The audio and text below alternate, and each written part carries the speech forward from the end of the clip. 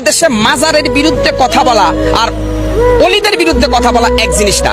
মাজার পূজারী যারা আছে তারা এটাকে বিকৃত করে আমরা অলিদের বিরুদ্ধে বলছি, এই ধরনের একটা প্রপাগান্ডা কিন্তু চালিয়ে দিচ্ছে। এটা হচ্ছে তাদের নেক্সট শুরুদের ধোঁকাবাজি। আমরা আমাদের সম্পর্ক হবে মসজিদের সাথে, মাজারের সাথে না। স্পষ্ট কোরআনে কারিমে আল্লাহ পাক ইরশাদ করেছেন কবরের উপরে বিল্ডিং বানানো যাবে না। আমি কি আল্লাহটা শুনবো নাকি এদেশের তথাকথিত নাস্তিক বুদ্ধিজীবীদের কথা শুনবো? আল্লাহ বলছে তুমি সত্যের বাণী যদি উচ্চারণ করতে পারো হিম্মত নিয়ে, তাহলে যদি গোটা পৃথিবী তোমার বিভক্তে চলে যায় তুমি সত্য থেকে এক চুলো সরবে না।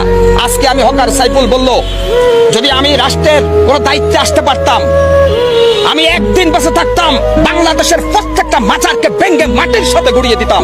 এতে করে আমার জীবনে কি হবে আমি সেটা দেখবো না। এই মাজার ভাঙ্গার সাথে আল্লাহর সন্তুষ্টি জড়িত। আপনারা মনে করেন মাজারে যিনি শুয়ে আছে উনি হয়তো আল্লাহর জান্নাতে চলে গেছে। হযরত শাহজালাল শাহপরানরা আমাদেরকে ইসলামের দ্বীনি শিক্ষা দিয়েছে। আমার তো মনে হয়